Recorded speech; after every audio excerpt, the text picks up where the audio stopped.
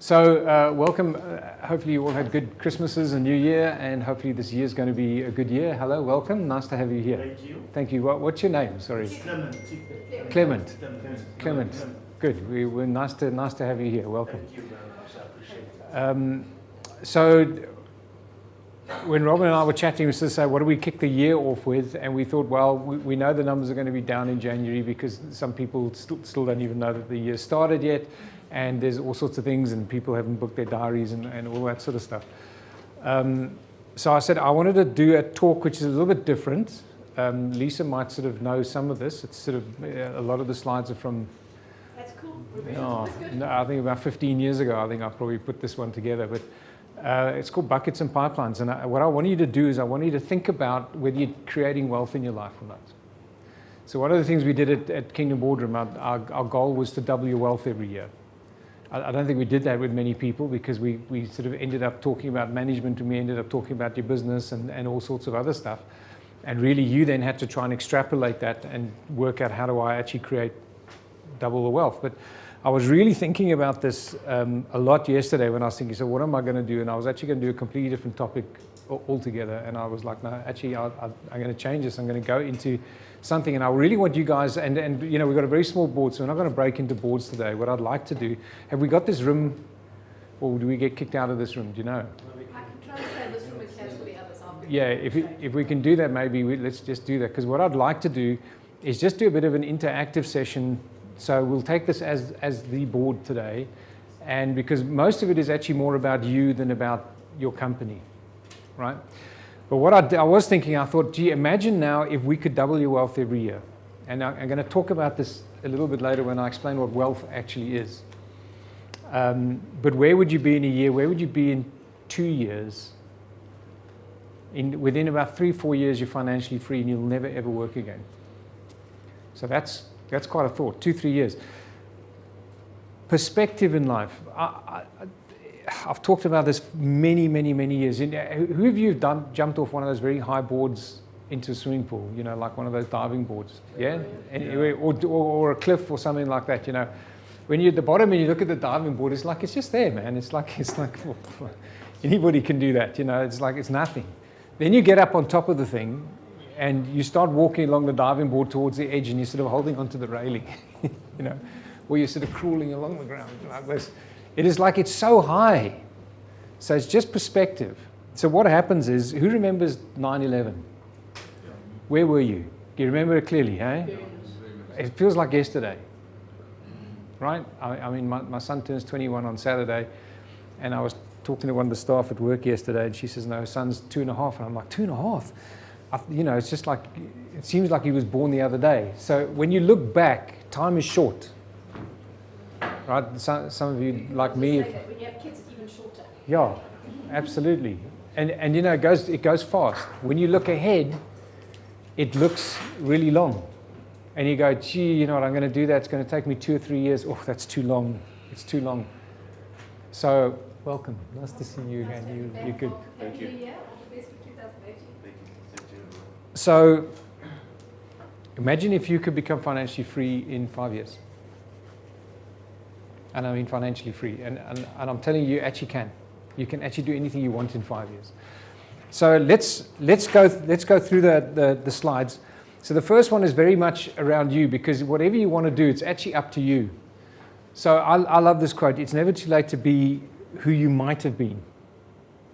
Okay? And that was done by a lady called Mary Ann Evans. Anybody ever heard of Mary Ann Evans? No. Yeah, maybe not. But you probably have heard of George Eliot, who was a very famous author. Maybe you haven't heard of George Eliot either. Anyway, so she was a lady, I don't know, a couple of 100 years ago, but no one would buy ladies' books, right? Yeah, so she was a writer, but who's going to buy her book? So she called herself George Eliot. What did she write? I should have known that, but anyway, a couple of famous books. Yeah, famous books like Hound of the Baskervilles or something like that, or Sherlock Holmes or something. Anyway, but no one knew her. But here's the thing, it's never too late to be who you might have been. So she became a famous author. That's who she might have been. So she did that. So who might you have been? So let me ask you a question here. What's your dream in life? This is for the facilitators as well as everybody else. challenging you guys today, because I challenge myself on this every single year, actually every single month. What's your purpose? What is your test? Write it down for me. There's the test. What's it? What is it? Write it down. What is your purpose in life? And don't worry about flowery language. You can just write it down. No one's going to, it's not an exam where we're going to have to compare. Just write it down.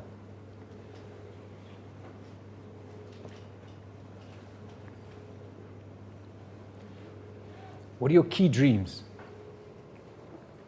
What are the things you get out of bed for? Other than advisory boards, I get that one. Getting to the next level.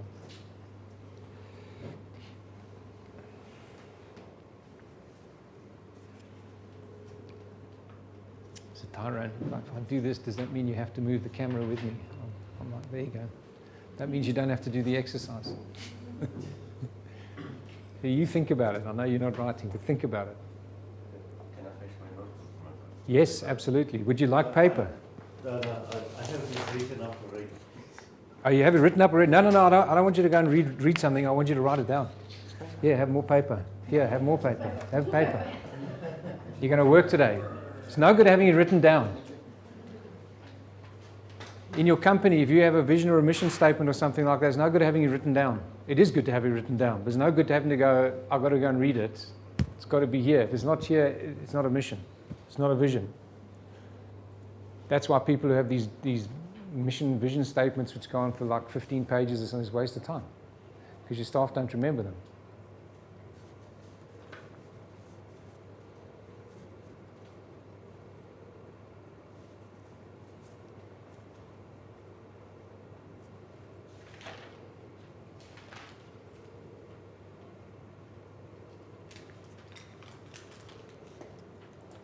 How easy is this exercise? You just take from your heart. You just run it from the heart that it should be. Not that I'm doing that, this is just display. Vanessa said to me this morning while we getting ready and everything, she says, I'm so tired of having to get up with the alarm clock and then rush, not that we really rush in the mornings, but anyway, rush and then fight the traffic and get to work and have all the pressure and then get back and just be tired when I get home. I said, really? Okay. What are you going to do about that?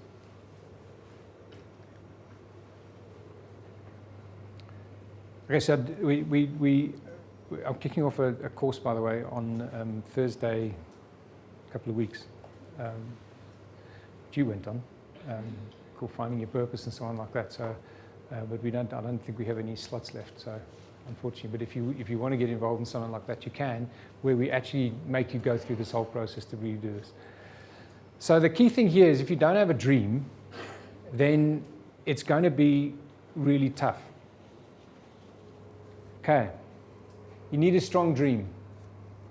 The method is immaterial, pleasing methods or pleasing results. One of the problems I find with people where they get stuck in life, I mean, we're at next level here, where people get stuck, is they look at pleasing methods. Yeah, but I like doing this. I'm comfortable doing this. Yeah, I don't want to do that. Okay, so I mean, let's say, for example, you want to become financially free in the next few years, and you decided, okay, I'm going to do that through trading or investing. And let's just talk about cryptocurrency for a moment, just as a thing, because I don't know how many of you, how many here really knows a lot about cryptocurrency and you're already invested? A little bit, the rest of you don't. Okay, so it's probably the next big boom, like the internet thing of sort of late 80s and things, 90s, right? That you probably, it's probably for the next 20, 30 years is probably the next biggest thing that you could invest in, which could accelerate your finances. So how many of you are prepared to spend the time doing that? I don't want to do that. I don't know about it. I feel uncomfortable about that. I don't know anything about investing. I don't have enough money. Are you after the result or are you after the method? What do you want in your life? Now I want to be financially free. For example, anybody here want to be financially free? Let me put it like this. Anybody here severely object to being financially free? You actually want to work until at least 80. Just, there's got to be one person. So here's the point. If you want to be financially free, what are you going to do to get there? And because that's the result, and you have to define that, because what is financially free? Is it R1 million in the bank? Is it 50 million rand in the bank? Is it R1 million a month? What is it? What's financially free? Okay? So there's all sorts of stuff. And then the other thing is the effort is immaterial. And here's, I want you to remember this. The price gets easy when the promise is strong. The price gets easy when the promise is strong. Let me give you an example. Have a look at that picture there. Don't know how well you can see with all these lights on, but can you see that? It looks better on my screen. So these are guys working up on top of a very, very high-rise building. I mean, that's a long way down. Did anybody sort of get slightly, when they look at that, vertigo?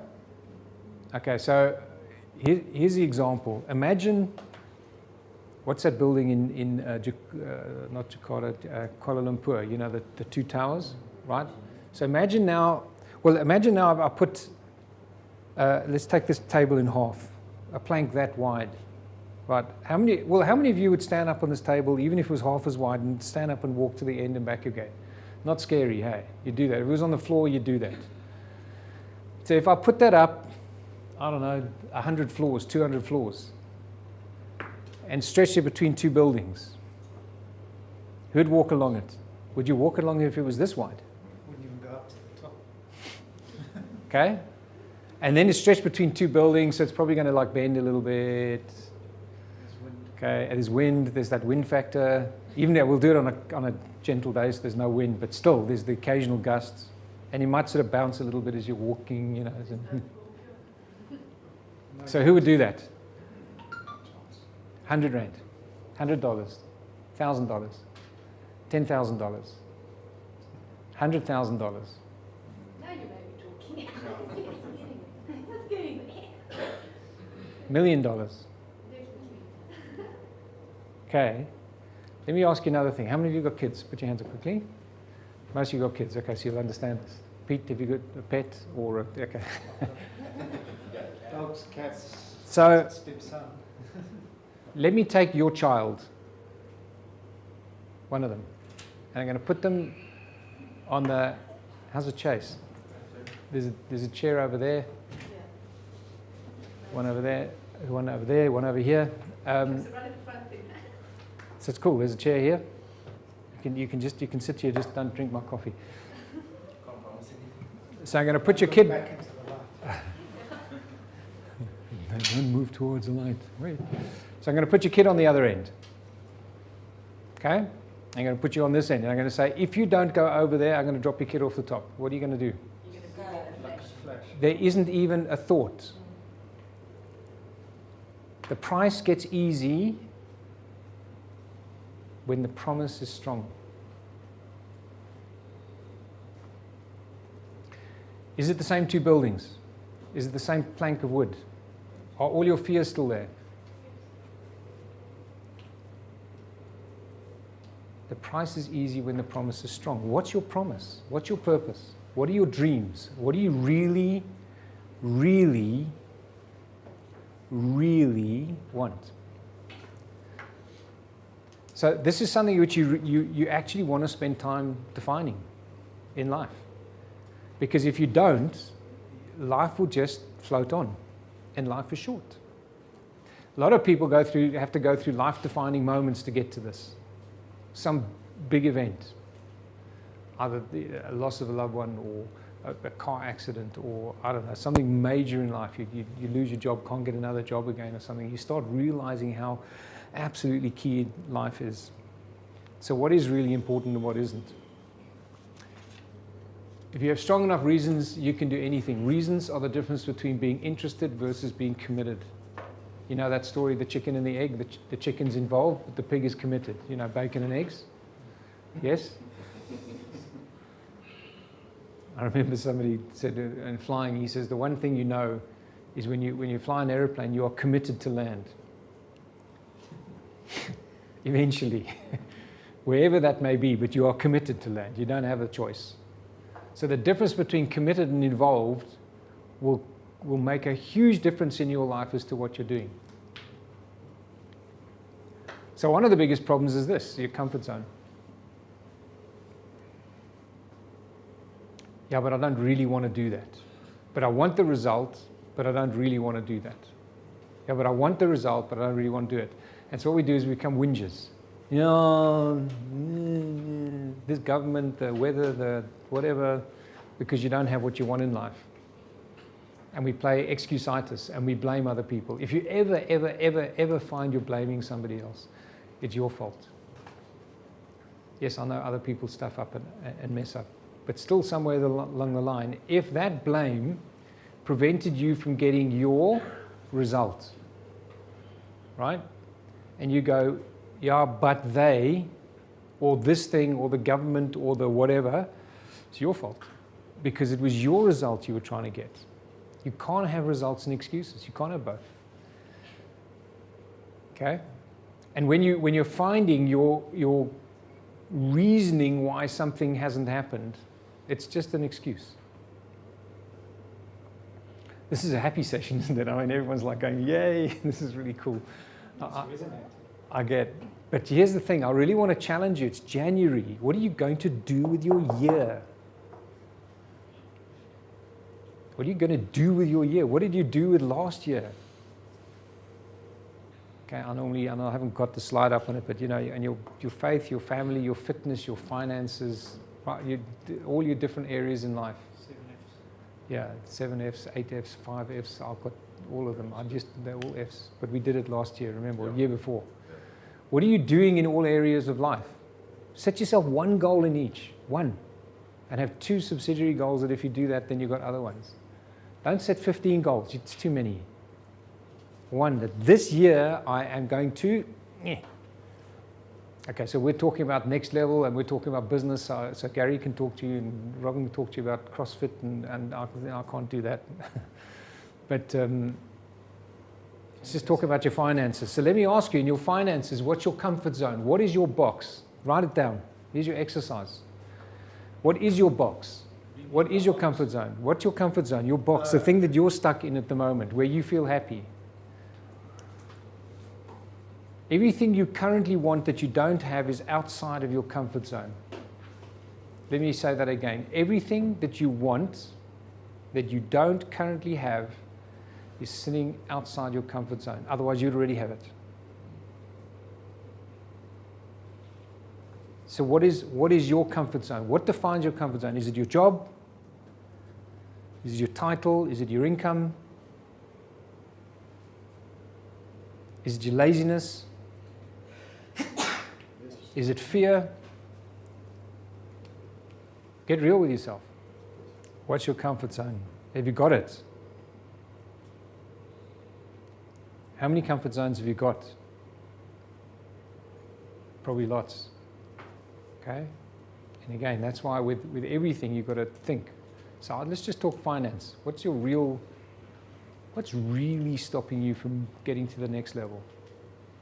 Because it's you. It's not the economy. Lots of money in this economy. It's not the political system. There's lots of people making lots of money in this political system. Ask Jacob.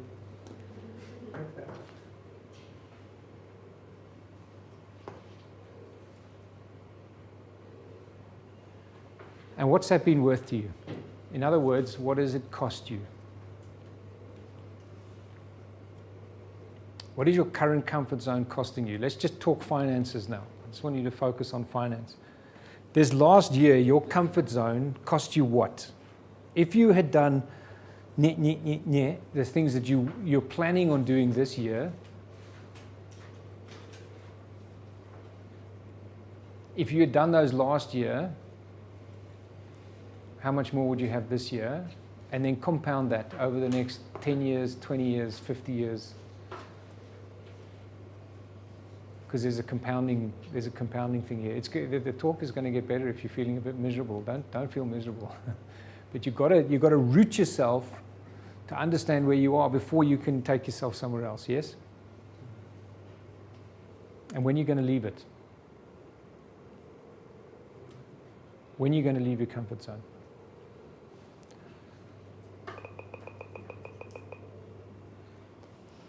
Okay. Is it more important to understand when or how? So both. But if you don't know when, the how becomes irrelevant. Yeah. So I know exactly how to leave my comfort zone, but I'm not going to do it. so this doesn't matter. You have to make a decision. And decisions are different from intentions. As I say, the road to hell is paved with good intentions. You can intend it, and there's nothing wrong with intending. Things come. There becomes a thought, then it becomes a desire, then an intention, blah, blah, blah. But somewhere, there's a decision. And decisions is what gets you from inactivity into activity. Here we are, we're standing on the building. Here's our plank. I'm not walking against that. $5, $10, $100, $100,000. I bet you I'll give you $100,000 to walk across that. 1.4 million rand. $1 million. You still won't walk.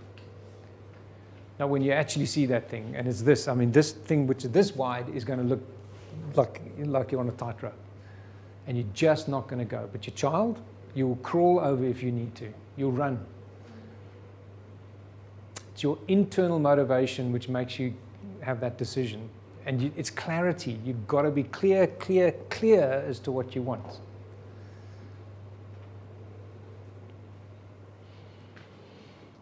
You cannot improve your future if you're not prepared to try something new, to risk making mistakes and learn from them. Brian Tracy. Have to make failures. So there's an audio on this. So let's see if we can hear it. It's a guy called Todd Duncan. So hopefully you'll hear this. Todd Duncan's one of the best speakers I've ever heard. So let's see if it comes out.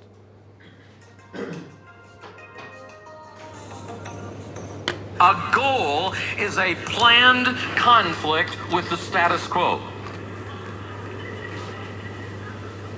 I looked at that and I read it again. A goal is a planned conflict with the status quo. Here's the thought then. By definition, reaching a goal means doing something new.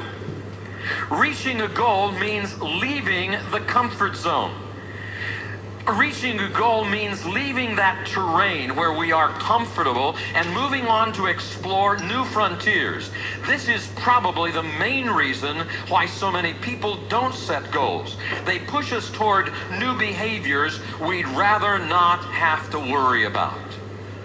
So a goal is a planned conflict with the status quo. Stephen Brown said this, essentially, get ready, essentially there are two actions in life: performance and excuses. Make a decision which you will accept for yourself. Good stuff, eh? I think I've listened to that audio clip 200-300 times, 400 times, I don't know. Over and over and over again. A goal is a planned conflict with your status quo or your comfort zone. So, the dog stuck in a tree. So there was always a thing. There's a very quick story, old story about a guy sitting on a porch on his rocking chair, and there's a dog next to him, and the dog is like howling and just sort of like whimpering and the guy and somebody walks past and says, "So why is your dog whimpering?" And he says, "Well, he's sitting on a nail." And he says, "Well, why doesn't he move?" And he says, "The nail's not big enough." So go underneath the porch and like bang the nail up like this and the dog will move, right? So in your life, there's two things. To get the dog to move, you're the dog. Either you've got to put a bigger nail under yourself and you've got to understand why you hate your life. I don't mean you hate your life, but why you hate this aspect of your life or why you need to move to the next level. Because you won't move to the next level if you're comfortable. Yeah? And no one in this room is comfortable, otherwise you wouldn't be here today. And I commend you for that. That's an amazing, amazing thing because you want to move to the next level. Okay, good. So what is the next level and where do you need to move from? Or the other thing you've got to do is you've got to put something which looks fantastic. You know, I've got to put a roast chicken over the other side of the porch, you know, with a video of Lassie or something, you know, so that the dog will move over there, right? So, but reward actually often is not nearly as motivating as pain. And if you can have both, it's very good. But you must have clarity. You must really understand it. Okay, so let's just talk a little bit about money, investments, and things like that. So the tenets of financial prosperity. So everybody wants a life of abundance. Okay, this is what we want to do. So the first thing is you've got to have a mental shift. And it's got to be a long-term mental shift. You don't make money overnight. You do, you can, blah, blah, blah. Some people in the dot-com boom made a fortune. If you'd invested, I don't know, $1,000 a year ago in cryptocurrency, today that would be worth, is it 100,000 or 1 million? I can't remember. Anyway, it went up 1,000% this last year. So can you make money quickly? Yes, if you catch the thing at the right time and there's more risk and all the rest of it involved. But most of the time, most financial advisors and people who are dollar millionaires and billionaires and so on, it's a long-term mindset. Secondly, increase your ability to earn. Jim Rohn said this. He says, if you want more, you must first become more. Write that down. If you want more, you must first become more. That's in the other talk we were going to do today. If you want more, you must first become more. So what are you doing? How much time are you spending working on yourself? It's the biggest thing you can do. You know, I remember, was it Kiyosaki or somebody came to him and he said, I really need to invest and blah, blah, and he talked to him and he said, I've got whatever it was, $10,000 to invest. And Kiyosaki says, take the $10,000 and invest it on education for a year or 2 years or whatever, and educate yourself on what you need to do to become financially free or whatever it was. And he says, and then by the time you finish that, you will have earned another $10,000, then invest it. In other words, what was the most valuable investment for him? His education, okay? You've got to first become more. You've got to be reading books. You've got to be listening to CDs, I listened to a couple of great TED Talks yesterday. I don't know, whatever blows your hair back. You've got to invest in income-generating assets, not income-draining liabilities. What's an asset? Quickly, what's an asset? Something that makes you money. That's it. Right, my son says to me yesterday, we're doing something, his 21st birthday, and there's a 1,000 Rand breakage deposit. And we're going through the costs, and he says, yeah, but we get that back, so it's an asset. I don't know, my boy. He says, yeah, but in accounting, because he's studying BCom accounting. He says, but in accounting, it's an asset. And I said, okay, listen, when you finish university, we're going to have to smash everything you learned. An asset is something that puts money in your pocket. A liability is something that takes money out of your pocket. So your house is a Liability. It's a liability. Does your house cost you money or make you money? It costs you money. Yeah, but I paid the bond off. It costs you money. There's maintenance, there's rates, there's water, it costs you money. Yeah, but I rent it out. Okay, good. Is the rental income higher than the expenses? Yes. Okay, it becomes a? Good. So where do you live? So is your car an asset or a liability? Are your kids? Okay, let's move on. So, Do you want Okay. a technical definition of an asset? yeah, okay. It's a resource controlled by the entity arising from a past event from which future cash flow will Flow, come, generate. Okay, so that's his definition. Anybody can repeat that? That's You the get real accounting definition. you get $100 if you can repeat that word for word. No, okay. So try and repeat mine. Mine was an asset is something that yeah, I win. Okay, so generates income, liability, takes money out your pocket. You ideally need multiple income streams. Why? Sometimes one doesn't perform as well. Has anybody ever lost a job? Or know somebody who's lost a job? What happens to your income? What happens to your income? As well. 0 to 0, straight away. 0 to 0, yeah.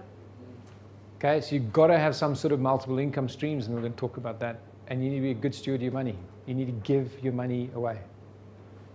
Sitting with somebody yesterday, 2 days ago, about setting up offshore structures and everything, things like that. And he was talking about stuff, and I said, I need a structure where I can give my money away. And he's like looking at me because he just deals with wealthy people who are trying to hide money and take it offshore. And he's like, what do you mean? I said, well, I want to give away up to 80% of my income eventually. That's my goal. That's one of my goals in life, give away 80% or 90%. And he's like, didn't understand it. The more you give away, the more you make. It's fact. God can give money to you. God can give money through you. He'll give money to you. Sure. The more you give away, the more you get. So who's seen the Robert Kiyosaki cash flow statement? Yeah, a few of you have, and some of you haven't. So I'm going to run through it again, but just because when I was going through it again, I was like, okay. So what he's got a block here called income and expenses. Income is what?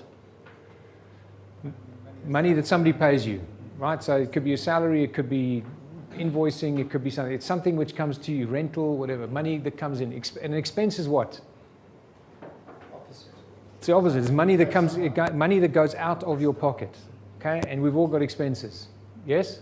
And then he says, and so that's basically what he calls your income statement. Really easy. So if you didn't understand accounting, you now do. And this is your balance sheet, your assets and your liabilities. And an asset is something that puts money into your pocket, and a liability is something that takes money out of your pocket. Okay, good. So he says, so most people have a job. And by job, I'm also going to talk about people who have their own small business. Because your own small business, particularly in lifestyle businesses, you are the business. You live off the business, you run expenses through the business, you do a whole bunch of stuff. So you've replaced your salary for your business. Okay, when it gets bigger, and maybe you've got partners, maybe you haven't, the company's bigger, and you can disappear for a month, 2 months, a year, becomes a business. We'll talk about that in a minute, so we'll get there. So I'm just going to call this JOB, just over broke, or job, because that's what you are. Well, it is true, isn't it? I mean, you're just over broke. You know, normally the waterline is about there, and then your salary comes in, and like this, you take a deep breath, and then ding, ding, ding, ding, ding, you hear your cell phone going as those all expenses, and then you're like, you sit here again, and you're just like, if I just had that, and you get there. The problem is when you get there, we go, ooh, I should upgrade my car. I should buy a 55-inch TV because the 49-inch is not good enough anymore. And mine was a plasma, and now there's a OLED. I need a better soundbar hi-fi system because my friend has one. I've got to replace my wardrobe because this one's getting old. I gave a whole bunch of my clothes away the other day to all the builders. And the one guy's wearing my T-shirt. I see him every day. And then last night I was looking for photographs for Matthew's 21st. And there's a picture of Matthew as a baby. So that's 21 years ago. And there's me in the T-shirt from 21 years ago. I wore that flipping T-shirt for 20 years, man. Okay, anyway. Liability, that's not a piece of advice. It's just sad. Okay. So here's the problem. You get income coming in. Income comes in, and you immediately have expenses. You've got to buy food, you buy petrol, meh. And the money goes to somebody else. Here it is. It's gone. Can't get it back again. Later, we have more income than we have expenses. So we typically buy liabilities. I need my house. I mean, not that we're going to talk about this, but actually it's better to rent a house than to buy a house. Financially. Over 20 years, 30 years, it's a lot cheaper to rent. Financially, it's better to rent a house. Okay, another story, but still, I know we want ownership and we want all sorts of other stuff, but flip, if you work it out financially, yeah, but it appreciates in value. Yeah, but your expenses run like all over the place. My tenants, if there's a problem with the bath or the sink, they just phone me and they go, sink's not working. Yes, no problem, I can't fix it for you. Come, let me fix it. You're okay now, happy? Okay, good. When the toilet breaks at my house, I call me. I'll have to pay somebody. Okay, so we buy liabilities. Liabilities do what? Take money out your pocket, so that's an expense. Yes? Where does the money go? Gone. Okay, you can't get ahead. You cannot get ahead, and that's why people work their entire life, and at the end of their life, they retire and they go, oh, dear me. Or words to that effect. The biggest insight I got out of this diagram was in Kiyosaki's book, he says, your expense becomes someone else's income. And I was like, oh yeah. And then you look at everything where you spend it. So my bond is the bank's income. Yeah. I read an article yesterday, by the way, freehold land in South Africa, so versus sectional title is flat or negative. So homes in South Africa are not appreciating in value at the moment. And the reasons I gave were political uncertainty, slowness of economy, and safety. Where sectional title is growing at about 4%, which in real terms is negative. So owning property at the moment, you're not getting wealthier. Don't go and sell your properties because the frictional cost is too high, but... So the other side is maybe it's a good time to buy property because everybody else is trying to sell and you're going to buy it late, which is a... The mom's the buyer's market. Right. So you've got to think about that. I mean, at the moment, everyone's looking at me and I'm talking about cryptocurrency, and they're going, you must be mad, it's dropping. And I go, isn't that exciting? Because it's going to bottom out at some point in time and then it's going to go up again. It's part of cryptocurrency. Sorry? Is that Bitcoin also cryptocurrency. Bitcoin is a cryptocurrency. Yeah, we'll talk about it just now. I'm not here to talk about crypto today. We're going to bring somebody in. Robin's got a great connection with a lady. So here's the problem. At the end of life, you have lots of liabilities, some of which you've paid off, and then you replace them because most liabilities have a lifespan. You know, your TV has a lifespan, your car has a lifespan, blah, blah, blah. Clothes have a lifespan. And so you end up in this very, very vicious circle. So do you have to be in this circle? Yes. You have to buy food and petrol, and you want to look good, and you want to drive a car and stuff. But the biggest problem is you've got to be careful not to invest in liabilities too heavily. Okay, so let's look at a different picture that he talks about, and he says what to do is take your excess income, and all of you got lots of excess income, yes? Take your excess income, even if it's 100 Rand, and put it into an income generating asset. What does an asset do? brings you money. Asset brings you money. Asset puts money into your pocket. So therefore it creates, Interest, return, all of those. yeah, anything which puts money into your pocket. What Pete says, his expense is somebody else's asset, income. So if an asset creates money, it's creating what? Income. So you have another loop which comes up to there. And the nice thing is if you do that in a business, you can write off your expenses in the business so you don't pay tax. So that saves you another up to 40, 45% depending on your marginal rate. It's a lot of money. It's R1 million, that's 450,000 Rand you just saved, right? On personal income. And if it's company tax, it's 28%. Plus then your income. So some of you are paying 28%, and then maybe a dividend, which is again comes up to 40% of withholding tax. So whatever you end up, you're going to end up paying up to around 40, 45%, depending on your income bracket. So you can write off tax before that. And then how do you do that? Because you take your income, and before you pay tax, you buy more assets, which generates more income. And then, before I pay tax and I got a profit, I buy assets, which generates more income. And over a few years, not days, weeks, you end up with another money problem. Too much. Who would rather have the too much money problem than the too little money problem? Okay? And then you've got to start having tax consultants and all sorts of people. So somewhere along the line, he calls it passive income. I don't particularly like the word passive income, and I'll keep it, because nothing's passive. Even if you've got a property or a shares, there's still management involved somewhere. But you get it, royalty income. What happens is when you work for money, or I call it chasing money, and this is what most people do, you're chasing money all the time. Never get ahead. Here's the expenses trap, which Pete was sort of touching on now with property, is your expenses go up 10 times in 10 years. So you think it's okay, if I just earn this a little bit more, I'll be okay. But we forget that the expenses also go up. Right? So there's a rule in life, you'll know if you have staff, that work expands to fill the time available. It's one of my management tenets. People will remember it very well. Work expands to fill the time available. That's why you get so much done the day before you go on leave. Because it's like, shit, I've got to get all this done. Excuse me, am I allowed to say that? I've got to get all this lot done. Edit, thanks.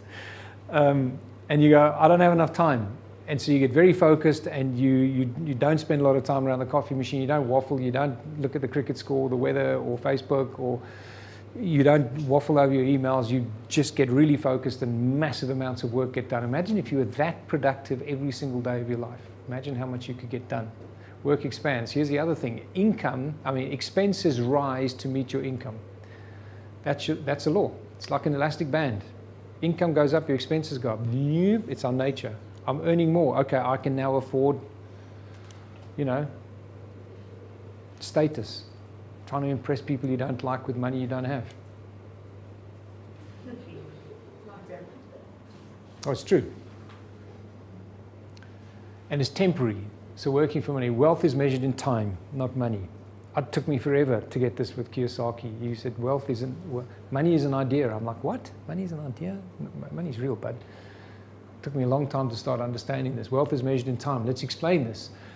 Your wealth factor, this is from Kiyosaki, your wealth factor is the number of months you can keep up your lifestyle if your active income was to immediately stop. What's your active income? Is your earned income, your job, blah, blah, blah, blah.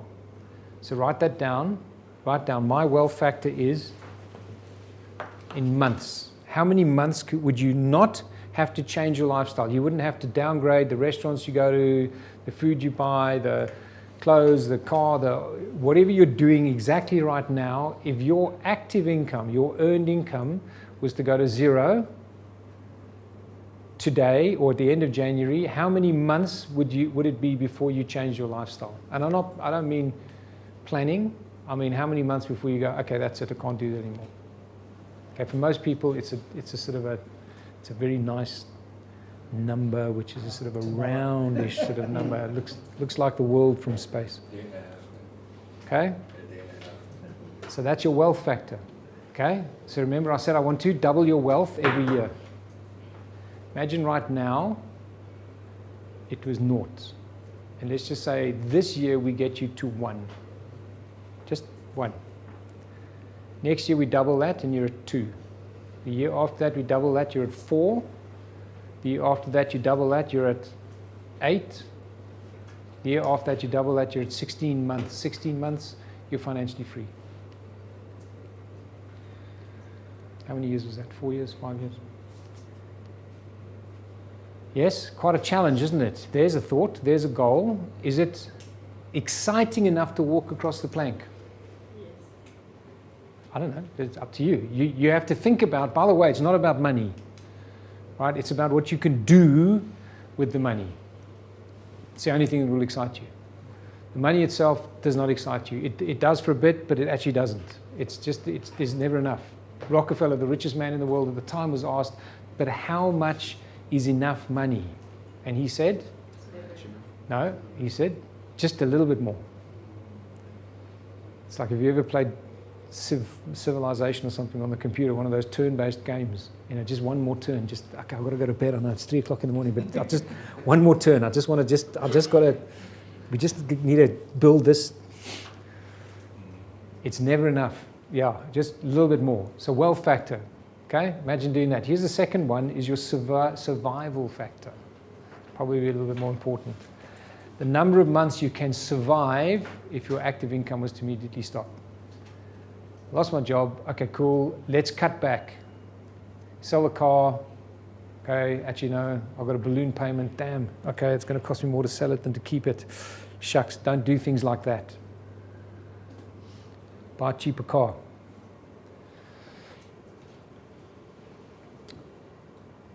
We'll eat salty cracks end of the month or whatever. Yep. So here's a picture I want you to remember. Lisa will remember this picture. It's called the debt ditch or the wealth mountain. So a lot of people are stuck in this debt ditch. They're stuck in debt. And because of that, other people tell them what to do. That could be your client, by the way. Yep. Usually your boss could be your client, because don't forget, when you start your own small business, you just replace the boss for another boss. Right? What are the Who's saying? New generation. You know, meet the new boss, same as the old boss. So if you can fill the debt ditch up, okay, with money, then you're okay again. Then you've got to climb your wealth mountain, and you've got to build wealth. And then once you're at the top of the mountain, whatever that mountain is, whatever your financially free or your goal is, I must have 3 months of wealth factor. I must have 5 months of wealth factor. You can start doing whatever you want in life. And I know quite a few people who become financially free. I spoke to one guy who was selling a course, and I said, and he was talking about financial stuff, a little bit like Ann Wilson actually. And I said, but why do you sell the course? I said, you're financially free, or you say you are, so why are you doing all this peddling courses and hard sales? And he said, because I'm bored. He says, I played golf for 2 years. He says, there's only so many golf balls you can hit and so many cocktails you can drink. He says, eventually it's just boring. Right? I mean, that new car that you bought one day, and he was like, you sat behind the car and it was a really big upgrade, and it was like, whoa. A few years later, it's like a freaking car, man. You want that next car, right? So after a while, you've got to do something with your life, right? So what is it? What are you going to do? Here's the question is, what's the vehicle to get you up the wealth mountain? That's what you've got to think about. And normally it's not just your job. But this is where you start. It's very, very hard to get here. If you're paying a bond of 10,000 Rand a month and you're paying a car and you're paying let's just say you've got debt of 20,000 a month. I don't know, just to pick a number. Okay. Imagine now that was paid off. You don't have a bond, you don't have to pay your car, you don't have hire purchase. Now you've got 20 grand a month. What are you going to do with 20 grand a month? Here's a quick exercise for you. Write this down. If I was to give you 20,000 Rand right now, once off, 20,000 Rand, what would you do? Just write down 2 or 3 things. Quickly. 20,000 Rand once off, what would you do? Right now. Pay off a credit card, go on holiday, splash out, go for one dinner at a really expensive place, buy shoes if you're a girl. What would you do with 20,000 Rand right now? 1, 2, 3 things. Quick, top of your head. 20,000 Rand. It could be lots of different things. Pay off debt. Okay. If I said to you, here's 20,000 Rand for the rest of your life, inflation linked, what would you do with the 20,000 Rand? Invest it. What? In what? But you can write down invest it. Okay. Good. Bitcoin. Okay. Good luck. Good luck. What? But no, I think personally, I think a very, very good investment. I think cryptocurrency is going to do very well. It's just me, but I could be completely wrong. It's a gamble. It's very volatile. But then 20,000 Rand per month for the rest of your life. What would you do with the 20,000 Rand? Would you buy a car? Would you put it on your bond? You can also write something and say, put it on my bond until my bond is paid off and then invest. I don't know. So all I want you to do is now look at your 2 answers, the difference between the one-off and the recurring one, especially because we're in the middle of talking about this stuff now. What's the difference between those 2? That's sort of a question. What have you guys written? What are the differences between the one and the other? More generic, more spread. Okay, so which is more spread? Per month. Per month. Okay. And what type of things are you spending on in the 20,000 per month? Investments. Yes? Or is it just still focused on I want to buy a car or I want to buy a TV or travel? You save up and then travel with it. 20,000 per month. Yeah, that's because 20,000 is 240,000 Rand a year. It depends on what your immediate and more medium-term goals are. Sure. Was it 20,000 once off? What type of things were you doing with it? Traveling overseas. One, travel overseas. What else? Pay off debt. Crypto mines. Huh? Crypto mines. Crypto mines. Here's the thing. You've got to be able to think recurring stuff. 20,000 a month, and I'm going to give you another thing to think about in a second, is a lot of money. I remember listening once to De Beers. What's his name? The guy he's the chap who heads up De Beers family. The Oppenheimers, yeah. The son, Nicky, yeah, who's not a young little kid anymore. I mean, and I remember listening to him, and he was like, "Oh no, I get really excited about a 3,000 Rand a month investment," and I'm like, "You're Oppenheimer. I mean, you make billions," and he's like, "No, 3,000's good, because if you can make 3, you can make 30, you can make 300. The point is, it's 3,000 just coming in. Oh, ka-ching, that 3,000's good." Too often we poo-poo that. So here's the other one, the Kiyosaki, which is the cash flow quadrant, which is again really, so ESBI. Who has not seen this? Let me just see your hands. Yeah, okay, enough of you. So there's a great book called Cash Flow Quadrant. By the time I'm finished, you won't need to buy the book, but you can get it if you want to, or you can go on the video, and there's enough people doing sort of a 10-minute, 15-minute thing. So it's worth having a look at it. I run my life like this. I've done this, used to use this in network marketing to sell the concept of network marketing to people, and it's a great tool to do that. And so I don't know, I've either explained this diagram or seen it well over 300-400 times, I guess. But it's absolutely ingrained in everything I do. Take the picture and put it up on your desk, put it up on your computer. ESBI, E, you're an employee, you have a job. Somebody tells you when to go to the toilet, how much coffee you can drink, what the coffee is, when you can go on holiday, how long you can go on holiday for. They tell you what your worth is. Because you don't get paid what you're worth. You get that as an employee. You get paid what the job is worth. Right? We're going to pay, this job is worth 20 grand a month. That's what we decide on. Somebody comes in, they are absolutely brilliant, they are phenomenal, and they're worth 100,000 rand a month. How much is the job worth? 20. What can we pay? Can we pay you 100 or 20? Pay you 20. Are you worth more? Sure. That's why people leave the E quadrant and they go, I will become self-employed, small business owner. S stands for self-employed, small business owner, psycho, stupid, stressed. Any of you running a small business will probably know that. You own a job.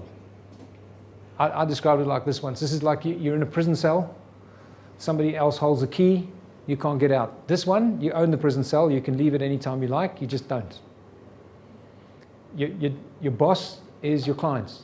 They tell you, you work longer hours. The buck stops with you. If you don't do it, you don't get paid. Right?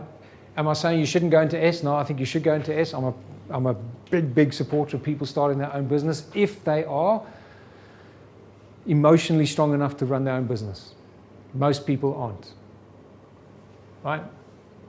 Here's the key problem with this side, and that's why there's this big red thing here. You exchange time for money. It's active income. You sell something. You sell consulting hours as an outsourced CMO. You're an employee. You sell time doing events. You sell consulting hours. You sell time for money. If you're not doing the work, or maybe one of your staff not doing the work, then you're not earning. Yep. If you don't arrive at work, you don't earn. We just talk about a friend of mine, Andy. He worked for 45 years at one bank. 45 years at the bank. Can you imagine how good he was at his job after 45 years? When he left, how much did they pay him? I mean, he got a little, a pretend gold watch and a dead chicken and a thank you, right? How much did they pay him for setting up that asset that the bank had? 45 years of working in the bank. I mean, he must have set up an amazing asset in the bank. Passed on his knowledge, nothing. Why? Because he's an employee. Yes, time for money. No more time, no more money. So this is why it's limited, and I'm going to come to that. Let's look on this side of the quadrant. Your B is a business owner, or big business, and I is an investor. You have to have over $1 million available to invest, $1 million available to invest. And Kiyosaki said that back in about 93 or something when he wrote the book. So 2017 or whenever it was. So he's probably more than that now, but let's just say $1 million. It's 14 million rand available to invest. Then you really qualify as an investor. Now, can you do some investments before that? Yes, but you're not an investor. But can you invest? Yes, you can. Can you be in more than one quadrant? Yes. When I started my first company, I was an employee. I worked for a company, and I was moonlighting. And I had 5 Sasol shares and 1 Anglo-American share. Pathetic. And I wasn't in the B quadrant. I joined a network marketing company and I started a B business. Okay? So here's the key thing with business owner, the difference between an S and a B, because people get confused with this and everybody in this room is either an S or a B. And a B is somebody who can leave their business for a year or longer and can continue earning money and their income increases, or at least stays the same. You can leave your business for a year or longer and you continue earning money. Okay. That makes you a B. So Bill Gates or Steve Jobs, when he was brought back into Apple to run Apple, he was an E, I suppose, but actually he was a B because you know what his salary was for his first year when he first came back to Apple after he had been away when they brought him back? It was always $1. Huh? It was always $1. $1. His income, annual income, $1. How did he make his money? Dividends. He said, I want stock options. They went, sure, we'll give you stock options. Apple had gone down, blah, blah, blah. Scully hadn't done a good job. They brought him back in again. Jobs turned it around. Do you think he made money out of his dividends? Go and have a look at the share price over the years that he was there. Huge. How much tax is there on dividends compared to salary? Half or nothing. Depending on where you are. What's the guy running Naspers in South Africa? Just retired. Chris Becker. So Chris Becker worked for free in Naspers. The shareholder said this is the best deal we'll ever do. At the end of 10 years, his share options cashed. He earned an average of 200 million rand a year over the 10 years, and then they didn't want to give it to him. He's not contracted. No, He's not shared. He made 2 billion rand. in 10 Here's my years. lawyer. Yeah. The written word is always beats the thing. Okay, so you sort of get it. So the key things is you own a system which helps you leverage your growth. It's a system. Big business is a system. McDonald's is a system. Most franchises, successful franchises, are systems. Okay. So the law of wealth says this: 90% of the people are on this side, and they fight over 10% of the money. This was Kiyosaki thing. This has now changed. If you read stuff now, it's 95% of the people, 5% of the money. In fact, I saw a stat the other day in Fortune magazine which said that 3% of the people in the world control over 90% of the money, or 95% of the money in the world. It's phenomenal. Rich are getting richer, poor are getting poorer, middle class are just, there's more people moving into it, but they own less money. More people are moving into middle class, but there's less money in there. So which side do you want to be? So when you, sorry about that, I didn't realize that was still in there. When you look, yes. Sorry to imitate. Sorry, yes. 10 years ago, I bought the original list for them. Yeah. Right. But then a year later, I bought the Cash flow. cash flow quadrant. And the cash flow quadrant really changed my mindset. Such a powerful book. It's really what Rich Dad Poor Dad was an interesting story. I won't go into the whole thing, but it was a complete failure as a book. He couldn't get it off the shelves, and then it actually exploded when he was literally giving copies away, and he was selling them at a car wash. A friend of his had a car wash, and so he put some books in the car wash, and the guy was flicking through his book while he was having his car washed, and he said, "Thanks, can I have 100 copies or 500 copies?" And it was like, "We got 6, but we can get," and he was a billionaire, and he said, "I'm giving this to all my staff." And that's what kicked it off. And from there, he managed to leverage that, and he sold lots. Rich Dad Poor Dad is not a very good book. You can literally take the first third of the book and just rip it out, and it's just boring. It's just a story. But there's some really good principles in there, and primarily around the income statement, balance sheet. Cash Flow Quadrant is a seriously good book, but it's thick. Since then, he's rewritten those 2 books in almost every single book he's released. He just goes over the same stuff over and over again. So go and get another one. There's a great one called A Real Business or something like that, which is a very good summary of everything. Pete. Can you just go back one slide, please? Yep. So, important point, on the left it says time for money, and on the right it says time and money. Yeah. I do a lot of Thank you. valuations for people of their businesses, and I notice the guys who make a lot of money always have a whole lot of time, and they're always doing other things. So you sit with them. Yesterday I met the lady in the coffee shop and doing valuation of the business, and she's just talking. She's got so much time. Like, I'm like, okay, I need to go, and she just keeps on going. They have an amazing amount of time. Yep. And then starts telling me, okay, look, now I don't know whether to sell this property that I'm in because I've got to move my business into this property. Now I'm going to buy another one, and they've always got multiple stuff on the go. And once you get from that S into that B, and the other thing they do that's very important is, I always ask, is what happens if you leave the business? And most of them are, no, this staff member's trained, this one can do this one does that, this one does. So I say, how do you know? And she said, well, geez, I took like 3 months leave last year. Yeah. So who wants that lifestyle? What Pete described. How long is it going to take you to get there?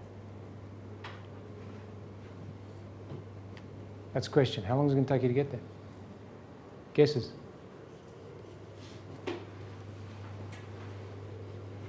years. 5 years. Is it worth it in 5 years? Remember the diving board analogy? 5 years sounds so long. Oh, I can't wait 5 years. It's not like you wait 5 years and then it suddenly happens. You like get there slowly and you earn on the way, and it's fun. But can you be there in 5 years? I can tell you yes, absolutely. So what Pete says is true. So I lost my wife 4 years ago, October 4 years ago, and the next year I almost didn't work. Certainly the year after that, I like almost didn't work at all. It took off 6 months, 9 months. Why? I had more over here than I had over here, to some extent. And I had a mix, and I did some very, very high value stuff over here, right? Charging ridiculous amounts per hour. Like if any of you have been coached by me, I charge you ridiculous amounts, but it's worth it. So I don't have to work so many hours here. Right, I'm going to show you a picture, I think, just now, which will explain that. But this is where you want to be, time and money. But you've got to create it. Okay? Can I go on? Sorry about the noise. Just warning you in advance. So here's the key differences between the left and the right. Don't try and write this down. The slides will be available. So let's just read them very quickly. On the left side, people go for job security. That does not exist anymore. Maybe 30, 40, 50 years ago it was there.